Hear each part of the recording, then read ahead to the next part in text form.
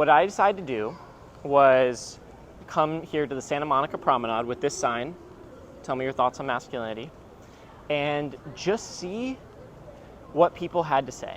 It is easily one of the most hot button topics of today. I'm open to all perspectives. I just kind of wanted to gather the sentiment. To say that all forms of masculinity are toxic, there's healthy ways to be masculine and there's healthy ways to be feminine. I would argue that there also could be toxic femininity. Masculine isn't about gender, it's about an energy. That masculinity means that you can't feel. I think that was the biggest thing that I was taught growing up. There are a couple different sections to masculinity: chivalry, discipline, and protection, that my generation kind of tries to tear down. I don't agree with the kind of mainstream narrative, and I don't agree with the louder voices on social media on the topic either. I really disagree with them. I think both sides are representative of the polar perspectives that don't actually represent truth. They're not only untrue, but they're possibly intentionally inflammatory because that's what gets attention, as opposed to the calm kind of middle ground truth. My overall hypothesis is that I believe, regardless of whatever gender you are, that we all have masculine and feminine aspects within us. The narrative now, the cool thing now is everything male is evil, or everything masculine is evil, or masculinity as a whole cannot be viewed positively. It is a negative thing. We must change. I absolutely agree that a bunch of things need to shift in society, but I don't believe that that means that masculinity is bad. Regardless of whatever gender we identify as, because we each have masculine and feminine aspects within us, if we hate one of those or dislike one of those or disapprove of one of those for whatever reason, because those are already in us, we're really hating aspects within ourselves, which is not a good place to be as a person or as a society. So that's what I'm really working to fix. After doing this video, I realized that I want this to be a 3-part series, where in the next part I interview only women and I want to hear their perspectives. I welcome all the perspectives and I want to understand where those come from. And then I'll save more of my analysis and perspective for part 3. It wasn't my initial plan until doing these interviews. Welcome to the show here. What's your name? Michael. Michael, nice to meet you. You actually stopped me as I was walking by you with the signs. What Yeah. intrigued you? I used to think about masculinity, femininity a lot in terms of what you were wearing, kind of how you were acting, but now I kind of see it more as like receiving versus giving, and taking pride in or happiness and peace in whether you're receiving or doing more, I guess. I found that like my masculinity and feminine energy and where I sit really changes depending on who I'm with. Like if there's someone more with that naturally gravitates with more feminine energy than me, then I tend to shift more into my masculine, and I feel more at peace with that, you know, doing for them, providing for them, versus if I'm with someone more masculine. And as like a gay man, I tend to, you know, lean into more of my receiving energy and find more peace with that. All right, Zach, thank you for joining me here. So what comes top of mind when even the word masculinity comes up, or the current kind of narrative or dialogue around it that really frustrates you? We cannot hear the word masculinity without automatically associating it with toxic. And they've done a phenomenal job at this, as labeling these two words and putting them together in everybody's mind, so that when we hear to masculinity, we default to toxic. There's toxic human beings, there's toxic behavior. Reality is there's no such thing as toxic masculinity.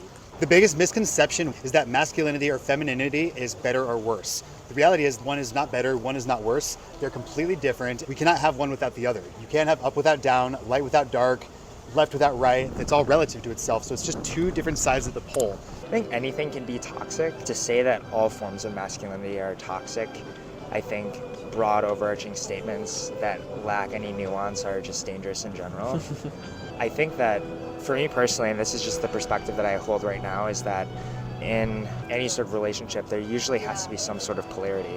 There's healthy ways to be masculine and there's healthy ways to be feminine. I would argue that there also could be toxic femininity.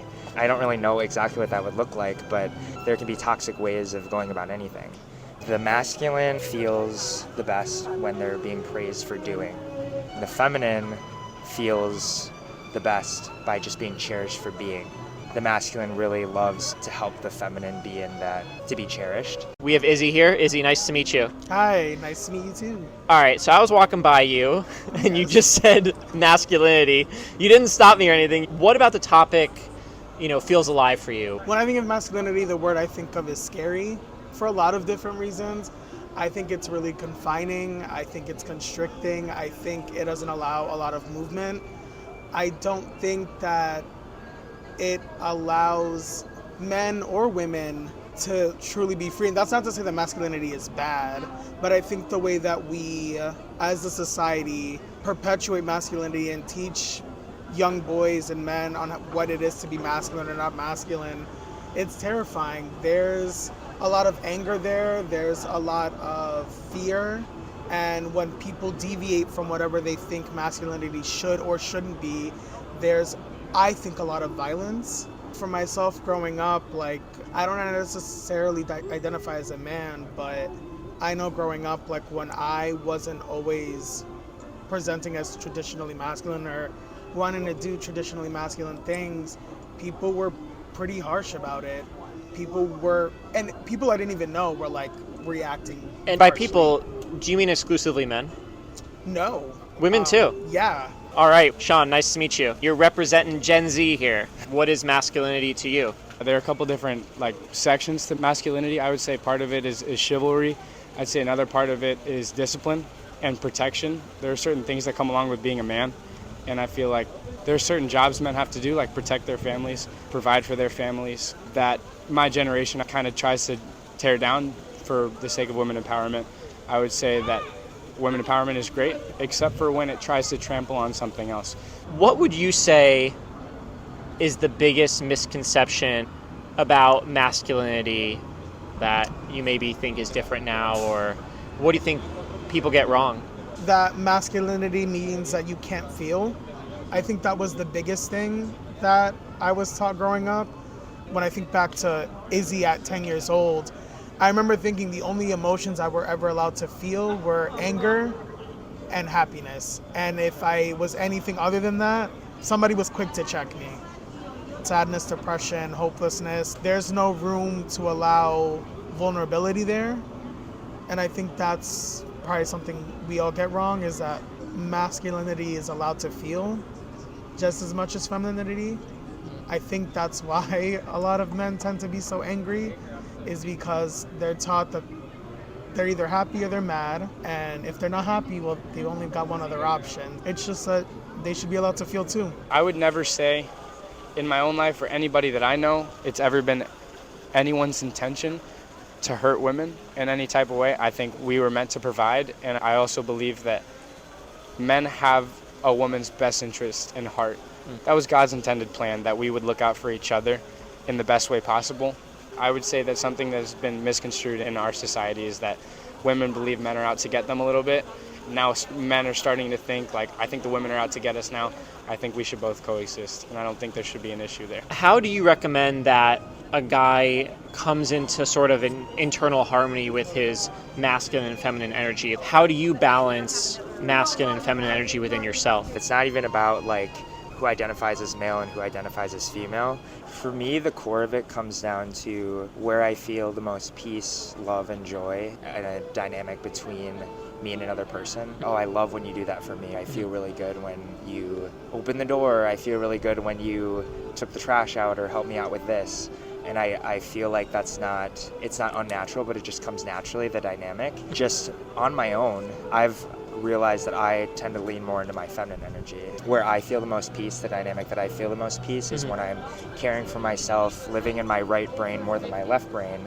And I think it's when the special things about myself really come out. I would just say that whatever you find comes most naturally to you and you don't feel like you have to force is where you should probably lean into more. It sounds like the collective narrative around masculinity is it's bad. What do you think is going to happen if we keep going in that direction in terms of society? I think if we continue to weaken masculinity as a society and put it in this box as bad, toxic, the source of all problems, I think society just gets weaker and I think everybody becomes less happy. I also think that the people with ill intentions get stronger because there's nobody to stand up. right? There's a saying, the only thing it takes for evil to succeed is for good men and women to do nothing. How would you define what masculinity is? I think masculinity is an individual thing. I think however someone wants to define that for themselves is okay, as long as they're not projecting that onto somebody else. Like, for example, my boyfriend is a lot more traditionally masculine than I am, and he's very confident in that. But he doesn't force me to be somebody that I'm not. And I think masculinity, I guess if I had to define it, it's being confident in who you are and what you want without having to tell somebody else that what they're doing is wrong. So what I hear from that is directness, but not oppression. How do you think masculinity applies to gender? Do you feel that you and men in general have feminine energy as well? Yeah, so masculine isn't about gender, it's about an energy. Masculine and feminine are energies, and everybody can have a balance of the two energies. I have a feminine side. I'm sitting here giving you my masculine side because we're talking about it, and masculine is very about doing and penetrating and moving forward, whereas feminine is more about feeling and surrendering. And the reality is there's a time and a place for both, and if you swing too far into one side or too far into the other side, you get off balance. So the name of the game is actually balance. People can switch back and forth depending on the situations. I was actually in my feminine flowing through the mall before I stopped to have this conversation. Now I'm back in my masculine. After this, I'm gonna go back to the beach and be in my feminine. So we go back and forth between doing and allowing. To me, masculinity in its healthiest form, where they're finding fulfillment and joy in providing and making you feel good and making you feel safe. We need masculinity. If everything was just full of just like emotion and right brain all the time, there would be a missing piece for sure. You always need the yang to the yin. And you identify more as Non-binary. Does that mean more feminine? No, I would like to think for myself that I fluctuate between the two. I don't feel like I'm one thing or the other. Usually when people ask me like what my gender is, I say my gender is Izzy, because Izzy to me encompasses all of that, femininity and masculinity.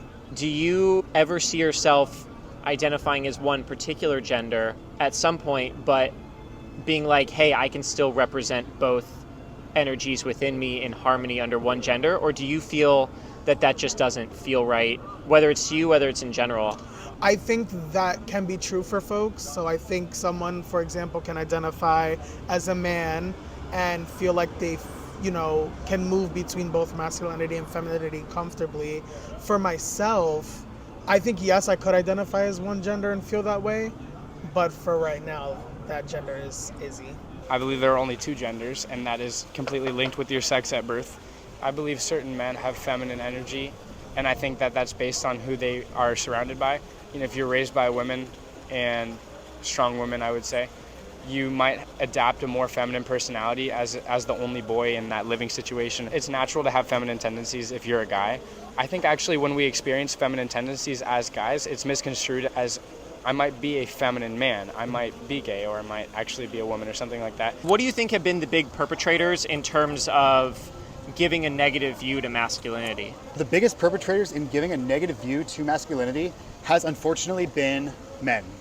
Right? This didn't come out of nowhere. A lot of men did a lot of really bad stuff and were left unchecked by other men for a long time. So society has this knee-jerk reaction. When men are misbehaving and doing bad things to people and hurting people, the natural reaction is a knee-jerk swing back to the other side.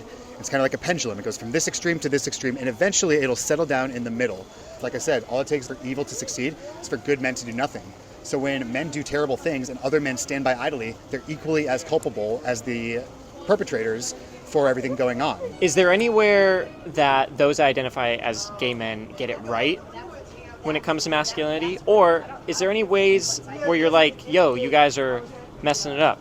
There's a thing in the gay community that is very much like masculine men looking for other masculine men. Mask for mask is the saying, right? And I haven't had a lot of time to unpack what I think this means, but I think that their understanding of what like masculinity means in terms of like maybe an outward appearance, whether it's like they're really buff or they have a deep voice, they don't wear girly things. I think there does have to be some sort of polarity there for a successful relationship to work, that someone is gonna probably lean more into that receiving and cherishing side, and someone's gonna lean more into that providing side.